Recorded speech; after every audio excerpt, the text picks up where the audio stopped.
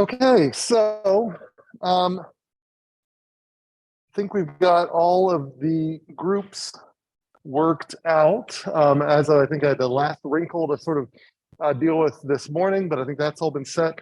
So I think about everybody's formed their final project groups, so that's great. So now you have to sort of start working with your team, picking a system that you like to model, and then submitting in place of a lab report for this week, this input modeling report, which we do the same day as a normal lab report. There's some formatting things and instructions online. If you would like in-person assistance during the lab time, then confirm with your lab TA Shin if he'll be available. Otherwise, you don't have to come to lab for that time. And you can gather data anytime. I just wanted to make sure you didn't have a lab to worry about this week while you're worried about this input modeling report. So the idea here is, in a short kind of report proposal, you tell me what system that you've picked out, what's the sort of major problem in that system, like long lines or some other potential inefficiency. There's the reason why you're choosing the system. Tell me the kind of key variables that you think you're going to have to model, and then show me that you have access to the system by going out and in one of those, one or two of those input models or inputs that you've picked out, gather some data. It doesn't have to be all the data you'll use, but gather some data and do the same things you did back in Lab 8, where you can show me that you can fit some input models to it. Do not fit input models to outputs. So don't take Q waiting times and fit input models to those, because you'll not ever use those input models. But like inter-arrival times, demand distributions, those sorts of things, those are the things you want to fit input models to. Again, you don't have to fit all of your input models, but I just want you to demonstrate that you've picked a system, that there's sort of an interesting question driving that choice, and that you have access to that system and can take data on it and can start with actually getting input models that you could put into Arena. There was a question earlier about how complex does the system sort of have to be? You want to be able to justify why you're using simulation, but it is a half semester project, so you don't want to be too ambitious. So it might be that the as-is system that you're modeling could actually be well described by a simple queuing network that you could use other methods like from 470 to analyze, and you don't need simulation for that. But maybe an intervention, like you're going to change things up. You're going to reorder how things come into the system. You're going to change how resources are distributed, those sorts of things that might be harder to sort of understand the effect on the back of an envelope calculation. So that's why you kind of need simulation. So you're not building the sim to just describe a process that you already kind of know the answer to. You want to pick something that you really say, like, I don't know whether making this change would result in a positive effect or a negative effect, and so I need to simulate it. Or something else that you're a question that really can't be answered unless you went ahead and did the sim. So that's kind of what you're targeting there. But also keep in mind that you only have about half a semester to do it. So nothing too complex, keep it kind of narrowly scoped, but still complex enough that it makes sense that you're using sim and not some other tool. And then next week, we'll have Lab 9, where you'll learn about the output analyzer. So we've looked at the input analyzer, the output analyzer, and the process analyzer help us actually compare the output, so we can say that the as-is system is better or worse than the proposed system. And then Lab 10 introduce a couple other advanced topics like batching. Lab 10 is going to be have a significant bonus portion to it. So I think most labs are out of 30 points, and Lab 10 is out of 30 points, but you can score 50 points. So it's almost like you can score another lab on it if you did the whole lab. So if you just want to do just the main part of Lab 10, that's fine. If you want to do all of it, to score a couple of bonus points to add on to the labs, then that's fine too. So that's what's coming up there. And then after that, you've got a couple of open weeks that you can keep working on your final project or arranging to having help during that time. So that's kind of the schedule moving forward for labs and practical stuff. This is just summarizing, again, just archiving it here, that the input modeling port is your next assignment here. Due Sunday, like a lab report, it's a group submission, so only one of those in your group has to submit it. I will review all of the input modeling reports and be able to say, like, this is too ambitious, and maybe you have to add a little bit more to this, and those, and so et cetera, et cetera.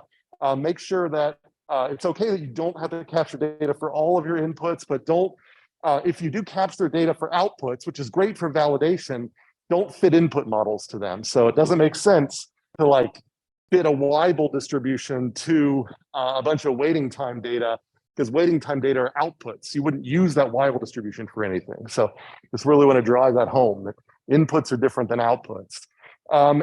Details about the desired format and content are on Canvas, so take a look at that. And I put some sample input modeling reports on Canvas so you can take a look at too. Okay, other assignments, ICAs, there's this homework that's been posted. Then after that, there's only one more homework. It's an arena-based homework. So I think that's pretty much it. So any questions about what's due, what's expected? Questions online? Let me open up the other question app here.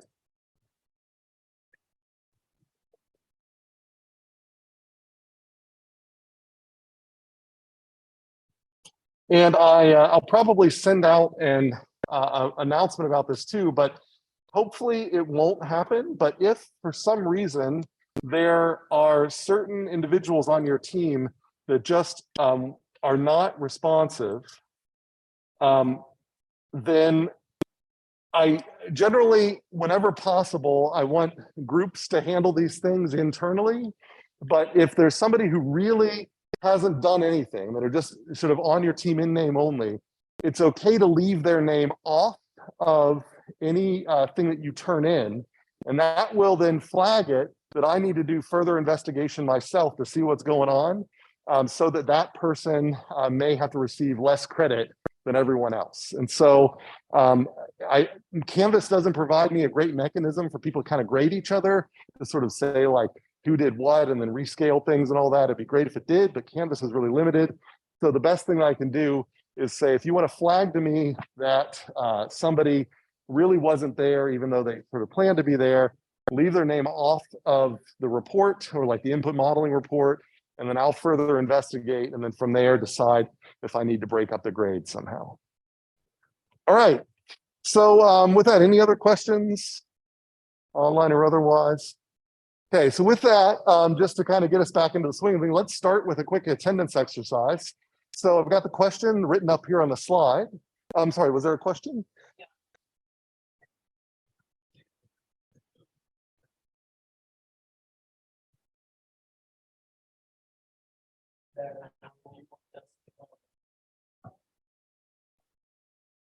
If well, yeah, I mean, part of this, that goes along with kind of working things out. Like if somebody is sick to the point where they can't do the work, they should reach out to me if whenever they're well, to say, hey, I've been in the hospital or whatever, and I couldn't participate, and that should be something between me and that person. If there's other, I mean, otherwise, you know, I'm sure there are special cases. That's why I kind of want every group to kind of work out their special cases. But if it does look like a group member has not done their due diligence and you're not comfortable with them getting that, then you can leave their name off, and then I'll do further investigation. All right, so quick attendance exercise here. This is kind of, you know, pivoting off of where we left last time. So, I've got these two blanks here, which are filled in by A, B, C, or D.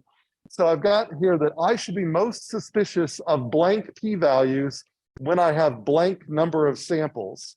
And there could be multiple answers here. So go ahead and submit either A, B, C, or D, or a combination of those, like A and B or C and D. And then we can sort of see what we remember from last time.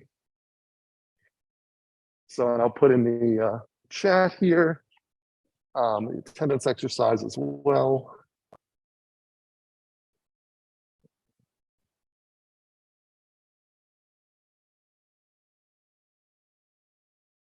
Okay, so I'm fine sort of just now that we've all kind of submitted, remember, not graded for correctness. I'm actually would love to see your honest answers when I review these things, but we can still talk about it for the sake of the class. So if I look at this, if I sort of go down here and see how many people agree with each one of these, how many people would agree with A, most suspicious of low p-values when I have a small number of samples? All right, so not a whole lot of support here. Any support in the chat? Okay. Yeah.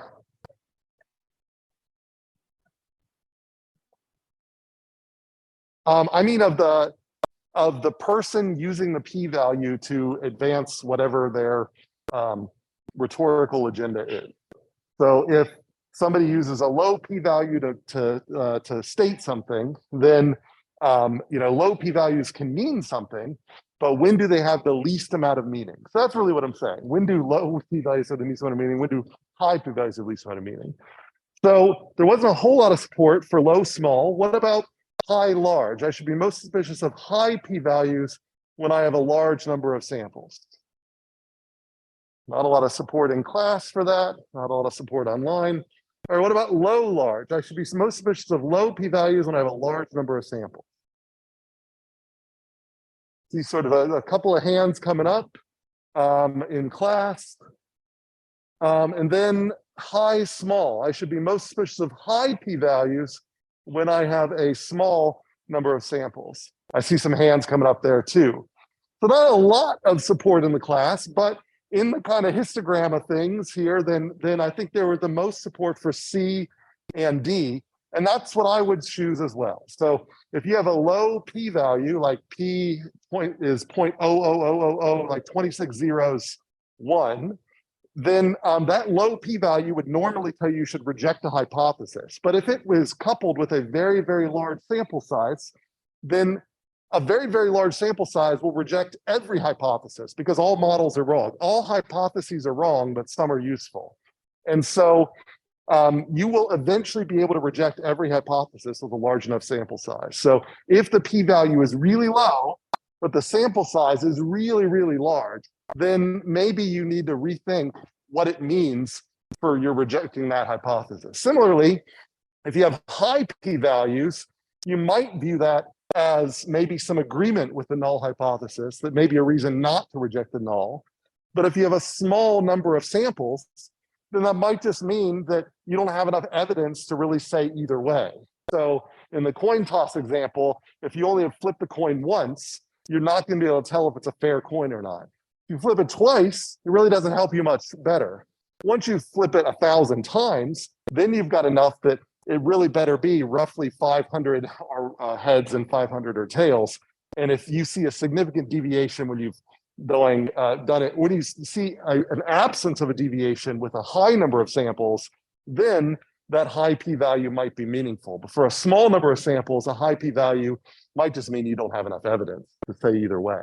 In other words, every hypothesis will have a high p-value for small samples. So any questions on that?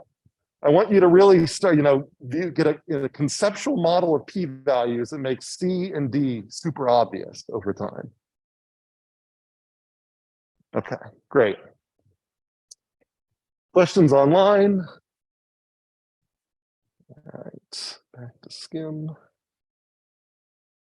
Okay, so we'll not do this as a attendance exercise, but we'll just sort of do this in class here. So a statistical test with, a test with higher statistical blank will reject a false hypothesis with fewer samples.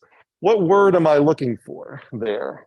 Anybody online want to put it in the chat, or anybody in class remember the word that we look for? Power is what I'm looking for. Statistical power. A test with higher statistical power will reject a false hypothesis with fewer samples. The Kolmogorov-Smirnov test has higher power than the chi-squared test. So because of that, if we have few numbers of samples and we're trying to test for uniformity, if the KS test doesn't reject uniformity, we might actually believe it. But if the chi-squared test doesn't reject uniformity, that's probably just because there's a small number of samples. So higher power means you can detect a deviation with fewer numbers of samples. Now, the flip side of that is once you have a large number of samples, the KS test will pretty much always reject every hypothesis. So once you have a large number of samples, we can't really use a Kolmogorov-Smirnov test because it's so sensitive that it's like if it's not the ideal, it's going to reject it. So it's the flip side of statistical power. So pulling all those things together, we know that I mentioned briefly, we're going to talk about positive versus negative. What's a false positive? What's a false negative? A positive, conventionally, is a detection of a deviation from the null. So you assert a null that might be true. A positive is detecting that it is false, is detecting that it is not the null. So the null might be that a noise you hear is just a normal noise that you'd hear in the workings of a building. A positive would be detecting that, oh, actually, that was an abnormal noise. It's detecting the abnormality. It's detecting the thing that isn't the null. So that's what we mean by positive. It's a little bit weird that a rejection of a null is a positive. We want to reject a null. We want to detect a deviation from the norm, and that's why it's a positive. So this alpha is the probability of rejecting a true hypothesis. So if the null is true, what's the probability that we'll reject it? So we can think of the null as a false positive rate, or an FPR. We also call it a type 1 error rate or a significance level. And like we talked about last time, when it's 0, we reject everything. When it's 1, we reject nothing. When it's 0, you're going to have high critical values in most tests. When it's 1, you're going to have low critical values or 0 critical values in most tests. So our p-value is the probability of the observed deviation if we assume the hypothesis is true. So if we assume that the building is operating normally, what's the probability that we would hear a certain creak from the building, and or an even weirder creak from that building? And so that's what gives us our p-value. So we can use that p-value with alpha as a threshold for just making a decision. So if we choose, we're effectively, by choosing alpha, we're effectively choosing what probability we're okay with in making the wrong decision and in detecting that something's. So if we hear a noise that would only occur 5% of the time, or a worse than noise than that, would only occur 5% of the time, then we're saying that we're okay being wrong 5% of the time. That's because that's what's going to happen. It's like if we know ahead of time that a noise like that would only happen 5% of the time under normal situations, if we flag that as a positive result, as a detected difference, then what we're saying is that we necessarily are on 100 goes of this test, 5 of them we're going to freak out when we shouldn't, but 95 of them we're going to get it right. And so that's what this threshold sets, is how big of a deviation is too big for us to ignore. And we just quantify that one way by using alpha, and other ways by using critical values. So that's what we're kind of saying here. So any questions about this kind of stats review, false positive rates, and so on? The idea that a rejection of a null is positive in this class. Okay. All right, so saying that a null is false is equivalent to saying an alternative is true. So that can get confusing when we start talking about positives and negatives. And so a positive result is detecting that a null is false, but that can be equivalent to sort of finding enough evidence to support an alternative hypothesis. And so it gets a little funny that a positive result is, depending on if you're null focused, it's detecting a false. If you're alternative focused, it's sort of like detecting a true. And so it gets a little tricky, but that's why we really want to try to be very explicit about what our null is, and that we're rejecting a null, or looking for detecting a deviation from a null. Now, the other half of this is statistical power, which is just 1 minus the type 2 error rate. So given that our hypothesis is false, So here's our type 2 error up here. Given that our hypothesis is false, the type 2 error is our failure to detect a deviation from the null. So this is like, there really is something wrong in the building, but the noise I hear is so similar to noises I would normally hear. And so that would be a type 2 error. Statistical power is just 1 minus that. So again, we could just write that as, given the hypothesis is false, what's the probability that we'll reject the hypothesis? And so if you have high statistical power, then that means that you will very easily detect deviations from the null. So a test with high statistical power, if it doesn't reject, then that's gives you a lot of confidence that the null is probably true. So a KS test has high power. So when it doesn't reject a distribution, we have a lot more confidence that that distribution's actually the real distribution. But a chi-squared test does not have a whole lot of power, for a given sample size. So if a chi-squared test fails to reject, it doesn't really give us much evidence of anything. So that's what we mean by statistical power. So that's also why sometimes it's known as sensitivity or true positive rate.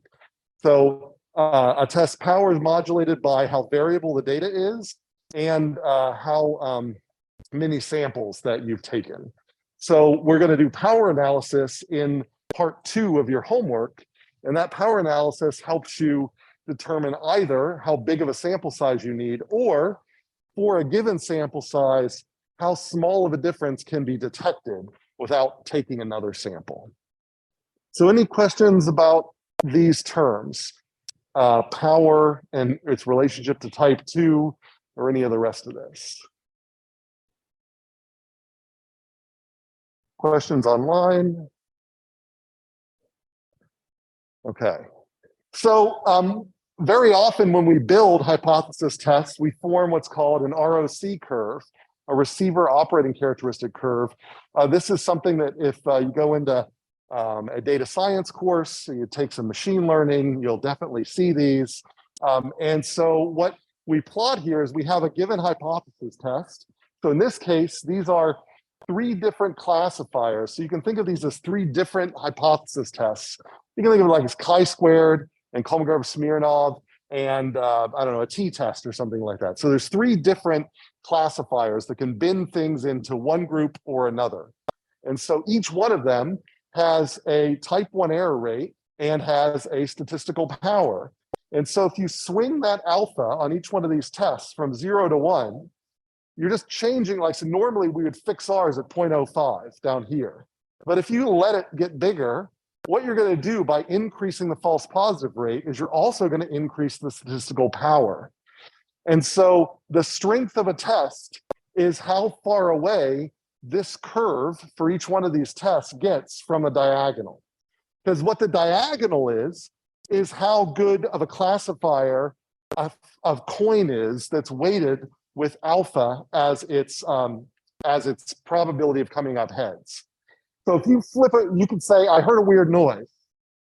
Is that noise too weird for me to withstand that I need to go out and check it out? You could flip a coin and say, this coin comes up heads 75% of the time. And whenever it comes up heads, then I go out and I check out the noise. That alpha right there, that's like the weightedness of the coin. So if it comes up heads 5% of the time, then I flip a coin and it's only going to come up heads 5% of the time, and I'm going to go out the door 5% of the time. That is a way I can ensure that I will definitely have a type 1 error rate of alpha just by flipping a coin. But it, of course, isn't at all related to the data. And so my statistical power will also will fall along this line. So it's kind of the null hypothesis test, I guess is what I'm saying here, is just flipping a coin at random chance, where the chance that you're going to come up heads is your alpha. And that's what this diagonal line represents here. A good hypothesis test is going to have a bend on it like this, and it's going to have an area in between this diagonal and the actual relationship there. So the best hypothesis test is going to actually look like it'll go straight up and then straight over. And but most hypothesis tests are going to have a curve that looks kind of like this. So the farther they get away from the diagonal line, then the better they are. As you take more samples, you move a hypothesis test toward this corner. It gets more bendy. But for the same number of samples, a hypothesis test that is closer to this corner than this line is better than another hypothesis test. So very often when you're designing hypothesis tests, you compare them by how much area is under this curve in between this line and the diagonal. So I'm putting that up there, not because I'm going to quiz you a whole lot on ROC curves, but I do want you to know that an ROC curve compares error rate versus statistical power. But I'm putting this up there because I want you to see there's a fundamental trade-off that as you give yourself more error rate, which sounds like a bad thing, you're also getting out of it more statistical power. So if you are in an application space where the true positive rate is more important than the false positive rate, then you might give yourself more false positive rate just to buy yourself more true positive rate, and vice versa. So in certain medical applications, their alphas are really, really low. In other applications, the alphas might be high. And it's all navigating this trade-off space.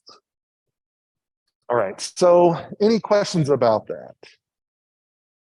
Whether the term receiver comes from, these curves came out when radar was just becoming a thing, and humans would look at radar screens and they would have to detect whether something was a real thing or like a biological agent or something else. And so some were really good at detecting like planes on radar, but others would constantly keep like detecting birds as planes. And so whenever they'd say, a plane, they'd go out and they'd see, is it a plane or not? And they'd see how often they get it wrong. And so each of these lines would represent effectively a person. You could say like, every person would have a threshold where you could sort of give them a threshold of a sensitivity, which would represent kind of a desired alpha. And as you swung, you asked those people to be more and more discriminating, then you could sort of see what curve they got here and how far away they are from just flipping a coin. And so these were radar receivers, and that's where this term receiver operating characteristic came from, as a way to pit some radar receivers against another to see which ones were better at balancing these two things. But now we use it to pit hypothesis tests against each other, like the chaos test or the chi-squared test, or application-specific ones like these ones for machine learning.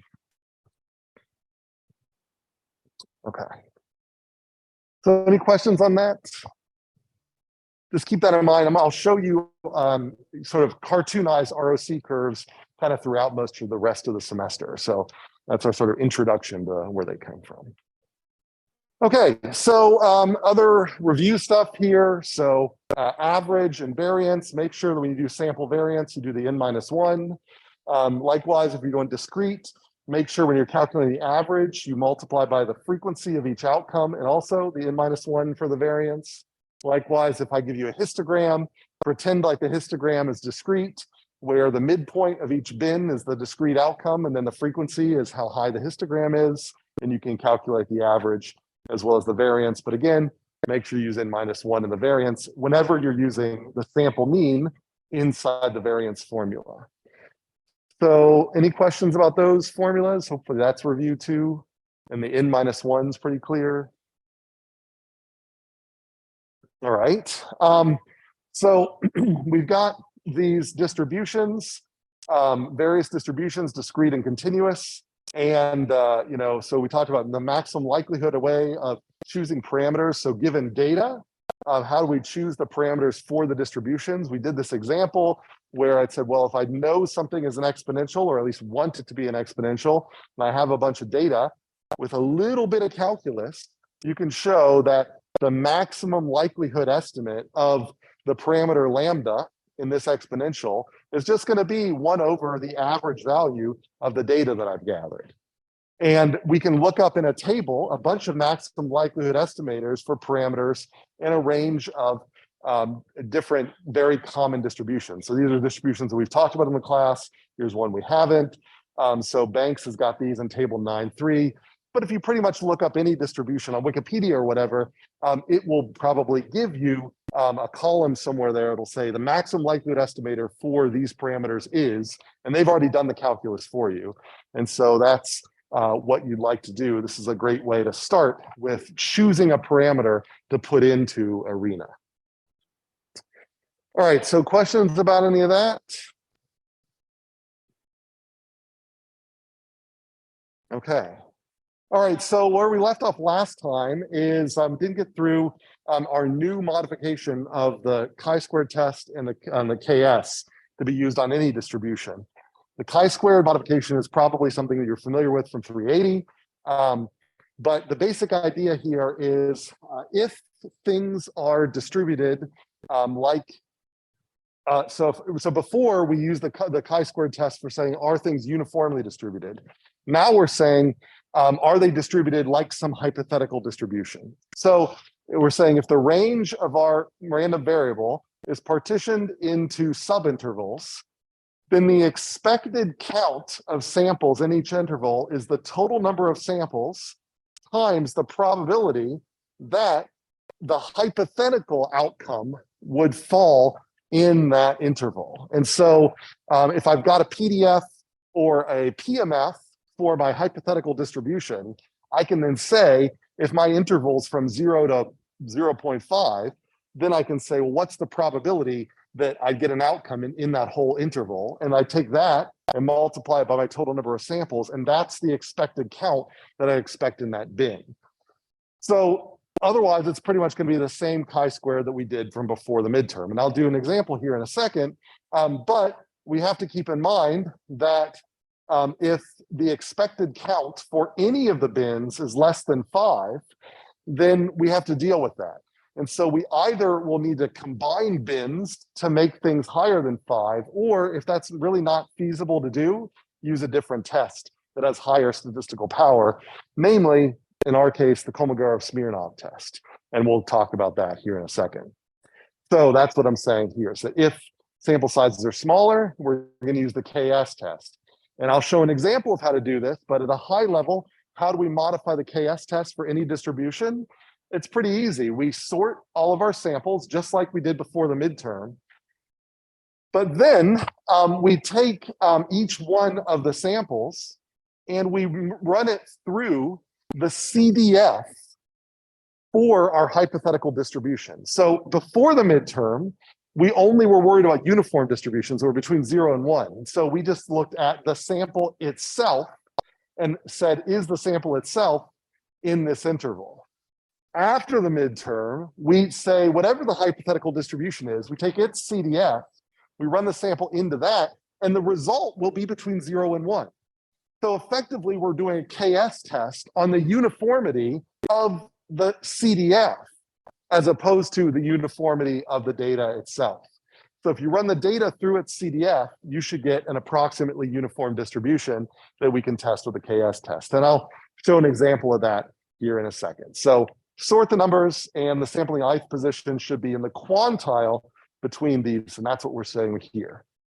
So let's see how that all works here. So for the KS test, we're measuring the distance between two CDFs. A one sample test, we call it goodness of fit test. It measures the distance between the empirical sample and our reference CDF. There's also a two sample test, and this is also the same for a chi-squared. And so in a two sample test, if you have a distribution from one population, a distribution from another, and you want to see, did both of these data come from the same distribution? That's a so-called two sample distribution test. And you can either use a k-squared or chi-squared test or a KS test to test for those. And that's not something we do in this class very often, but it's definitely something that I just reviewed a paper last night that did exactly that. So, so that's a very common way to use these as well. It's not just comparing data to a hypothesis, but comparing two data sets to each other you can do with these tests. So KS is particularly good with sample sizes are small, but maybe overly sensitive because of its high power. And it's really only usable when parameters have not been estimated from data. So when you really know the hypothetical mean, you don't calculate the hypothetical mean from data. So So yeah, so how does the KS test look like here? I thought maybe I skipped over them, but I thought I had a chi-squared example. Maybe it'll show up out of order. But if not, I'll just go back to the other slides and make sure I get the chi-squared. So starting with a KS first, if we had a bunch of these data values and we were testing for uniformity, then this is a uniform CDF compared to our empirical CDF, where we just plotted the data values against their rank. This is exactly what we did before the midterm. This is how we use the KS test to test for uniformity. We basically looked at what is the gap between every data point and the CDF that we would expect for a uniform distribution. Now, what we're doing, and so we do that in a table form like this. So we sorted all of our data, and we said, is it in the interval that we expect? And that's exactly what I'm showing graphically down here. Here's our data point. Here's the interval we'd expect it in. Here's the data point. Here's the interval we'd expect it in. Here's the data point. Here's the interval, and so on. So we're measuring the distance between the data points and the expected interval. Okay, great. Now, how do we modify that for any distribution? Well, all I'm going to do is, when I advance to the next slide, is take our data points and pre-process them by running them through the CDF of the hypothetical distribution. So now I've got data points X, and I think they're distributed, or would like to test that they're distributed like CDF F. So I'm going to run all of the data points through the CDF, and that's going to give me values between 0 and 1, because CDFs are probabilities. They always have values between 0 and 1. And now I test for the uniformity of these scaled values effectively. So what I'm doing graphically is down here, where I have my hypothetical CDF is this bendy guy here. And the data points after being processed through the CDF are these asterisks. And the expected position of them, if they're consistent with this CDF, is sort of given by these intervals here. And so the idea that I'm kind of looking for here is the first data point, when I run it through the CDF, I'm kind of expecting it to be in the first 20% of the distribution. The second data point, after I run it through the CDF, I'm expecting to kind of be in the second 20%, and so on. So this is exactly the same thing you did before the midterm. The only difference is you run the data through the CDF first, and then do the steps identical to the way you did before the midterm. The same, you look in the back of the book, you look in the same spot to get the critical values, and so on. So that's the KS test for arbitrary distributions.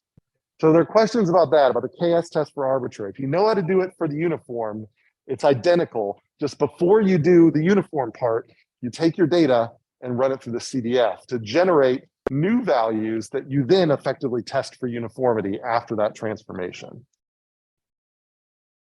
So questions about that? And that's another nice kind of tip, is that if you happen to pick the right CDF, if you take any data and pipe it through its CDF and then histogram the result, you should get something that looks approximately uniform. If it doesn't, then that means that that CDF and those data don't go together. Okay.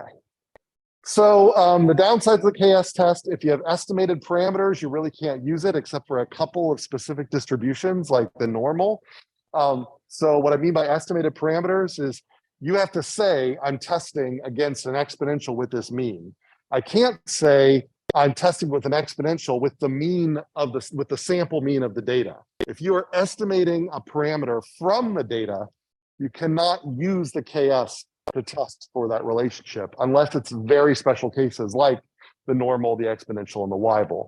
But if it's a generic distribution, another distribution, a beta distribution or something like that, and you're estimating parameters from the data, then you can't use the KS test because it needs to be specially tailored for every single time you do an estimated parameter, unlike the chi-squared test, which can be used for estimated parameters.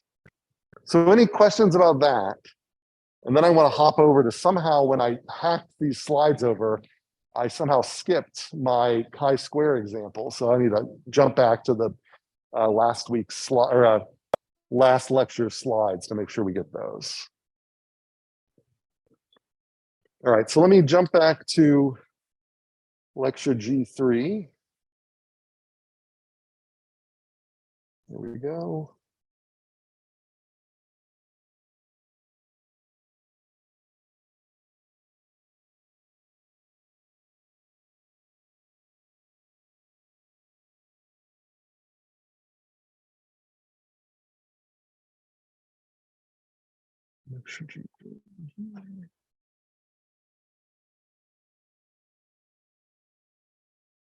All right, good.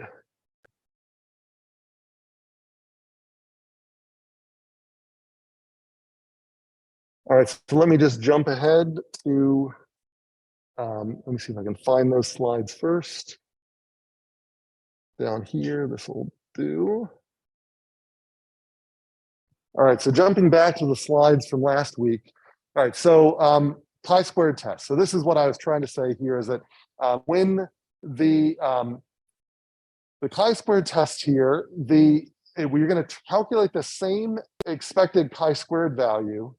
We have observed counts in the bins that you've picked, but now the expected counts have to be, you have to use this formula where, like I said before, is the number of samples times the probability under the null or under the expectation that you get outcomes within the interval that you're looking at here.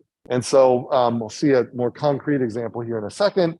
And if you have classes that have an expected number of counts less than 5, you want to combine them with neighboring classes until you get a superclass that has an expected value greater than or equal to 5. And our goal is to use as many classes as possible. So if there's multiple ways you can combine things, try to combine things so that you still end up with the highest number of intervals afterwards. So don't, so if there's an option of combining with the left or combining like, 2 on the left or 1 on the right, well, if you can manage to get away with not eliminating an interval, then go that way, because we want as many intervals as possible to make the chi-squared test work as well as possible.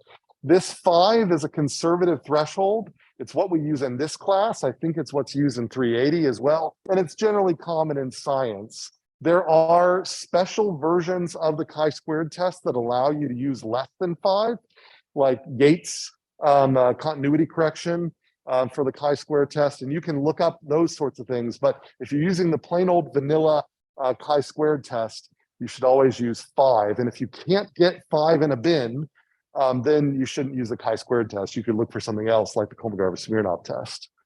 The critical value is the maximum allowed deviation for a significance level.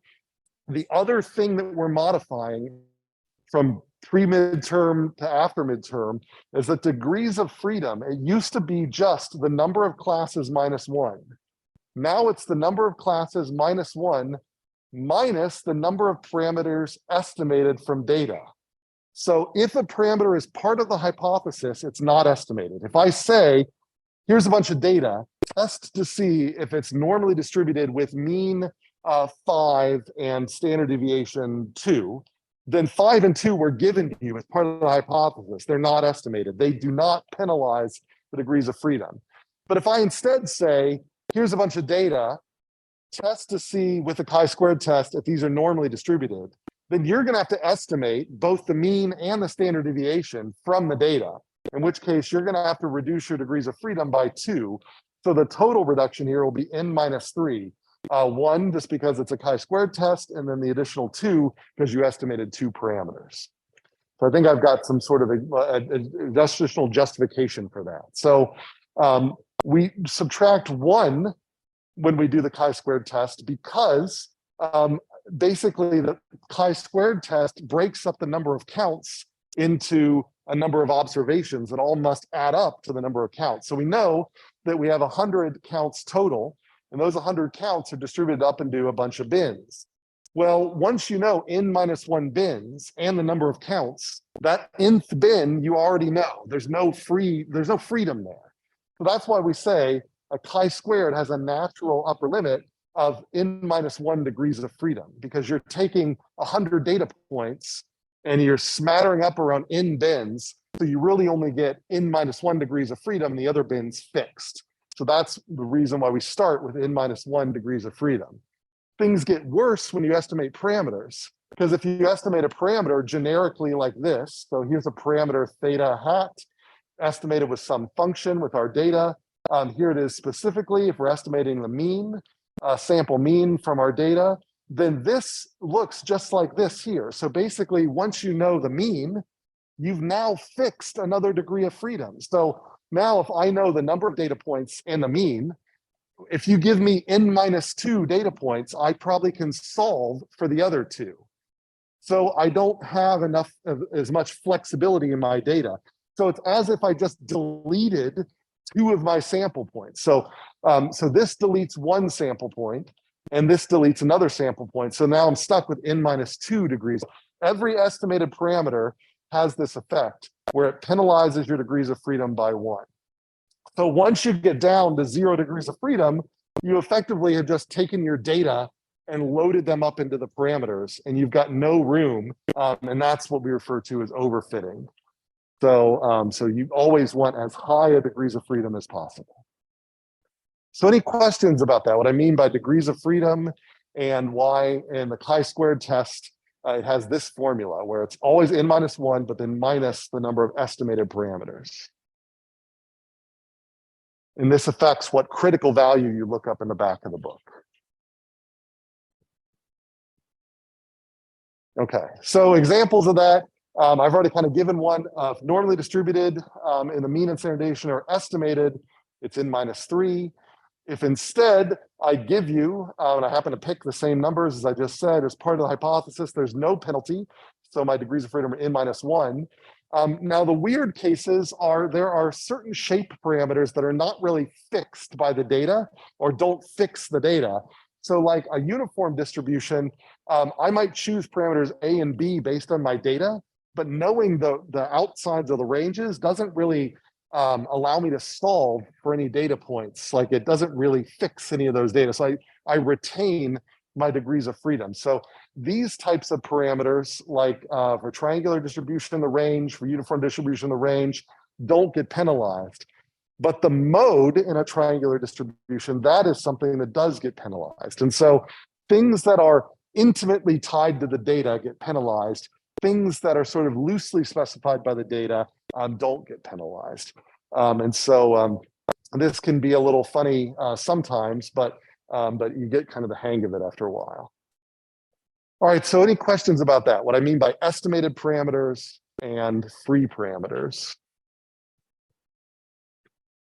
Okay, so the example, so this is sort of the example from pre-midterm, give you a bunch of points. I wanted to test to see if it's uniformly distributed, and now we can look at it through the lens of our generic chi-squared distribution. And so we count every, we cut it up into 4 classes. We count how many of these observations land in each one of the 4 classes, and there's our observed numbers there.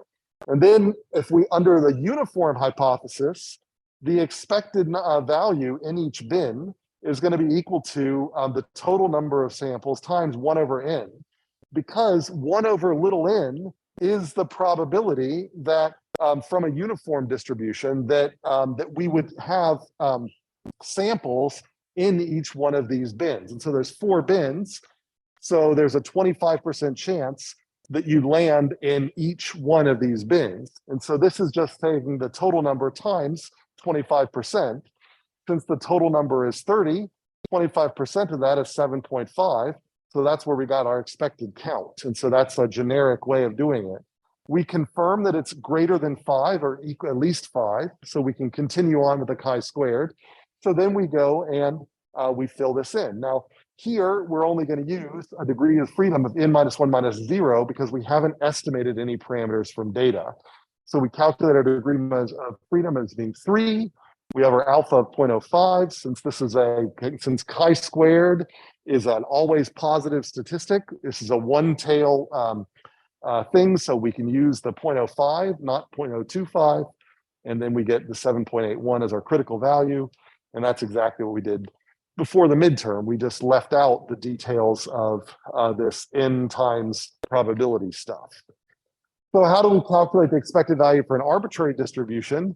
Well, it's not too bad.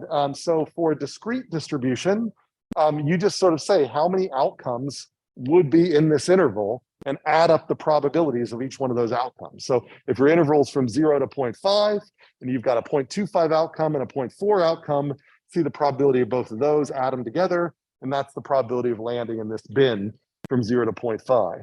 If it's a continuous random variable, you'll have to integrate under the curve. So you have to integrate from 0 to 0.5 under the density function. But so for any interval, it's going to look like this. But if I give you the CDF, then it's just going to be the CDF evaluated at B minus the CDF evaluated at A. And that's what we've got here. So in general, for the continuous distributions we worry about in this class, this upper formula is pretty much all we need. Or in other words, right here, this formula here. So if I give you the CDF and you need to do a chi-squared, you do not need to do any integration. You just plug in the upper limit of each interval minus the lower limit of each interval, and that will give you the probability of it landing in the interval. Then you scale it by the number of samples, and that's your expected number that goes in that bin. All right, so, and this is just demonstrating that. So here's an exponential, and that's, the bin is from 2 to 3, so I can do the CDF at 3 minus the CDF at 2, and I get that probability, multiply it by my number of observations, and that gives me the expected number for an exponential in that range. So any questions about the chi-squared and how we've generalized it to any distribution we want, not just the uniform? Questions online? Okay. All right, I wanted to make sure we got through those. Those will definitely be important for the homework in particular, because you'll be doing a chi-squared.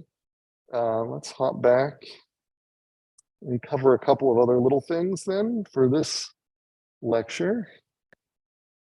If I can find, there we go.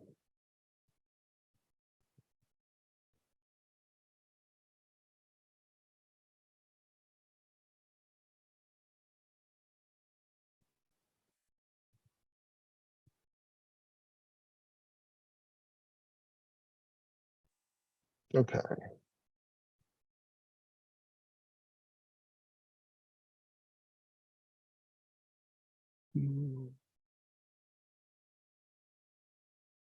Shoot.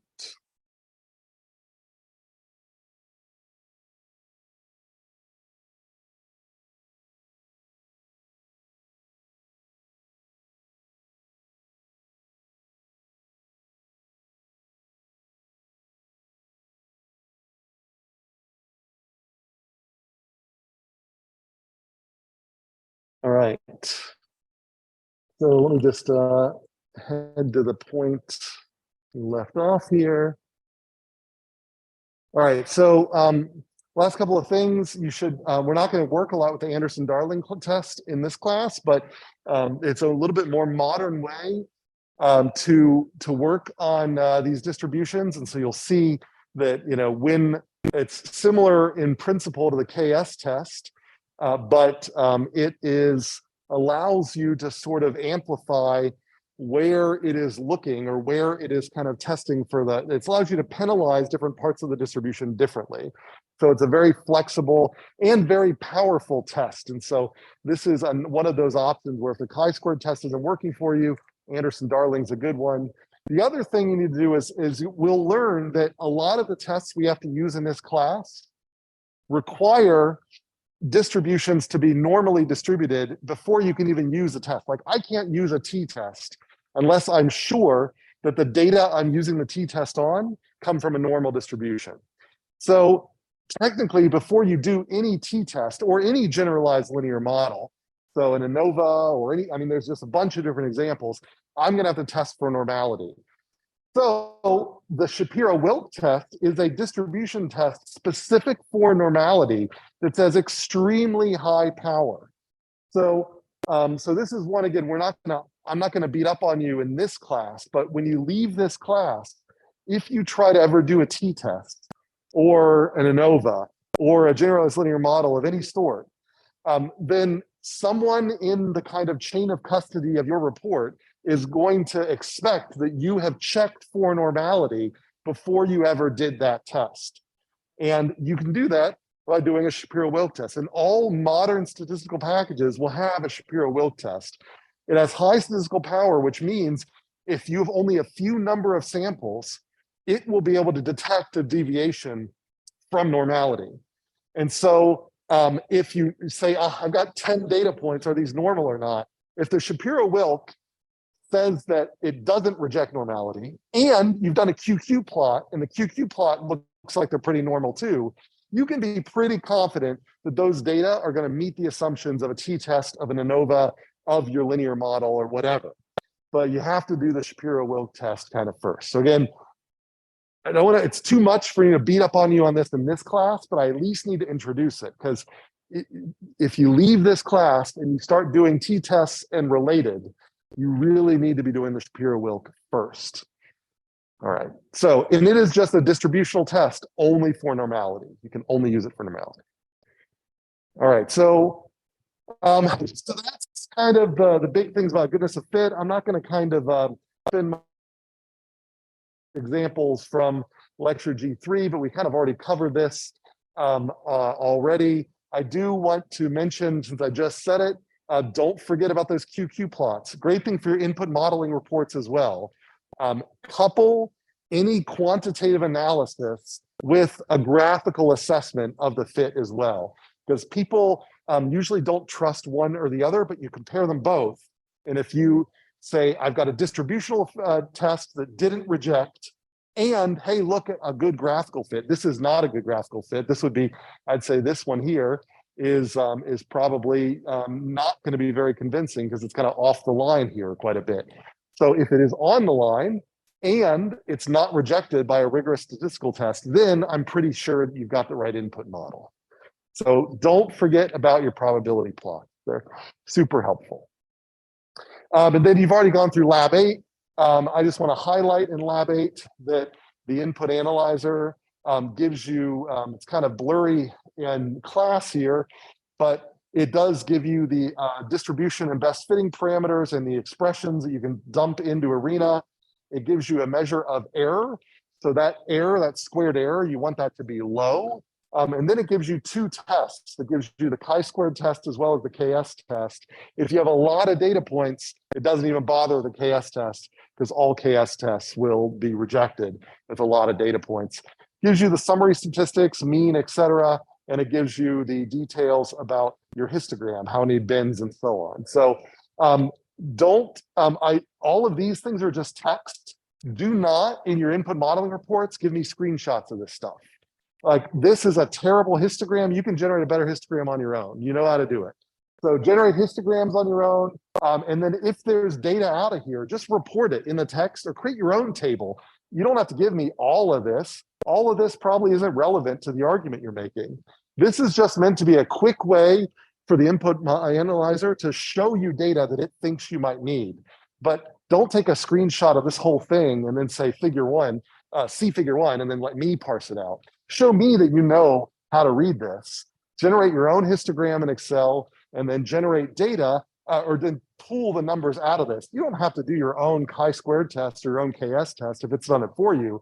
But if you only care about the chi-squared result, then give me the chi-squared results out of this table just by typing them out or putting them in a table. Don't give me just a screenshot of this little ugly text that the input analyzer put up together. And yeah, so this is just sort of tips, but you guys have already gone through Lab 8. So you kind of know all of those. But the other thing to point out is that the chi-squared test, like in this particular example, it's hard to read on the projection, but has a p-value of like 0.6, so not rejected. But the KS test here has a p-value that's really small, 0.03. And so the KS test here actually rejects this, and I thought it's hypothetical distribution, which I think is a triangular distribution. I don't have any screens that have a nice enough resolution up here to see that. But the idea here is that visually that looks like it could be a triangular distribution. The chi-squared doesn't see any problem with that, but there's so much data, lots of data, that the KS test, these little deviations are enough to trigger the KS test. And so if you were to say, oh, that's not triangular to me because the KS test rejected it, you know, I'd say, oh, you're probably being like overly sensitive. How triangular do you need it to be? And to me, I'd say for probably simulation purposes, if you put in a triangular distribution into ARENA, you would reproduce all of the salient features of these data. So again, if you have high levels of data, be careful about really sensitive hypothesis tests because they're almost always will reject. Okay. So any questions of that? All right. So we're probably going to have to cover some of this the next time, but we'll eventually catch up. You know, the big thing here is we're moving kind of from input modeling to verification and validation. And so now we've hopefully picked good inputs, but now our question is, now can we look at the outputs and compare the outputs to real world outputs to see if there's something wrong in either our fundamental structures here or something that we didn't detect that was wrong with our input models. And so that's what we're kind of being big in here is we want to completed simulation, we want to verify that there's no coding errors. So verification means basically debugging. And we want to validate that our model structure and assumptions are correct. And so we are using testing to verify there's no bugs and to validate that our model actually makes sense relative to the real world. So that's what we mean by T, V, and V, testing, verification, and validation. And so we've got kind of this flow chart here where you've got your real system. You need to sort of verify conceptually whether you've got all the right components. This is kind of like what you're putting into your input modeling report. These are the components we think are important. You're going to build a computerized model of it. And then from that computerized model, compare it to the real system. And if that comparison is really off, then you either need to adjust parameters or you need to add maybe whole new structures or take away whole new structures from the computer simulation. And so this process here of this iterative process of updating the sim is what we often call calibration. So calibrate is increasing the caliber of your simulation. It's where the term comes from. And we start with initial model compared to reality, have a revision compared to reality, and so on. There's always room for further calibration, but eventually we stop when things are good enough. And so, so that's what we mean by these terms. So verification is debugging, validation is comparing our idea of what the model should be to what the real world is. And then calibration is the iterative process of making the model closer and closer and closer to reality. So this is V and V and calibration. So T, V, and V and calibration all kind of go together. So just some definitional things. All right, so this is an example that I'll maybe start here for a couple of minutes and then we'll pick up with next time, where we're going to get an opportunity to use some statistical tests and a power analysis that get us closer to what you're doing in part 2 of the homework. So the setup here that we'll pick up on next time is we're modeling a bank. So this is a drive-through with a bunch of bank tellers here. There is an inside of the bank as well, but we're focusing just on the drive-through. So the idea here is that this is the type of variables I would expect you to have in your input modeling report. Like you said, I want to study a bank. This particular bank has huge queues at this time of day. When I want to study this bank, I think it's important for me to model the arrival rate to the bank, how long it takes to serve each type of service call. So maybe they need to deposit a check, that'll take a certain amount of time. Maybe they'll need to do something else, that'll take another amount of time. And so I've got all these service times. Those are our random variables. Those are the things that we'll need input models for. I've got decision variables, which are the things that I actually can control as an operations researcher. How many tellers are in the bank? What's the average service time? How many lines there are? Those aren't things that those are things I might measure to know what the current state is, but those are the things that I'm going to tweak inside my sim to try to make for a better bank. And then I've got outputs, how utilized the tellers are, what's the average delay for each customer, what's the longest line of the queue. And so kind of summarizing those things, we only build input models for these things. So when you're writing your input modeling report, this week, then when you're trying to fit input models, don't try to fit I don't want to see models fit to any of these things. I only want to see models fit to things that fit into these inputs over here. So those are input models there.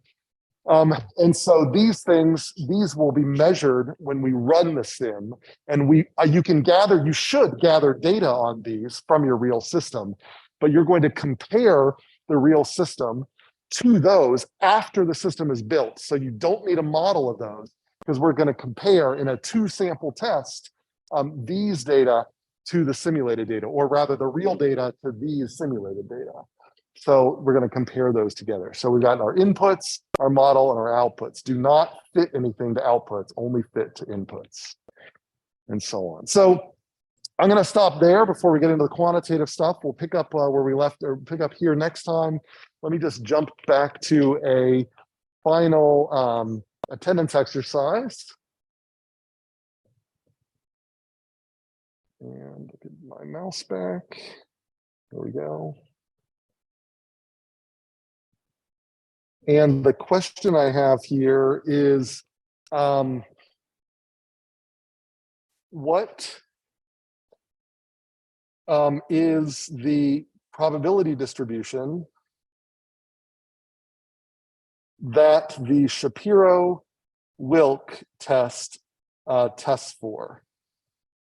So what probability distribution is associated with the Shapiro-Wilk test?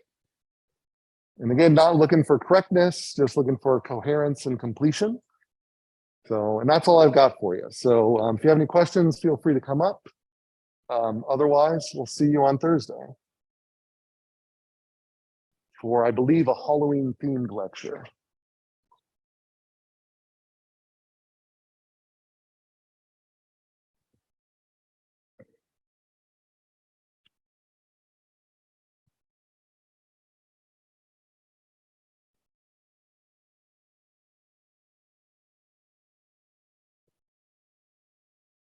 Any questions online? If not, then I'll go ahead and close the room.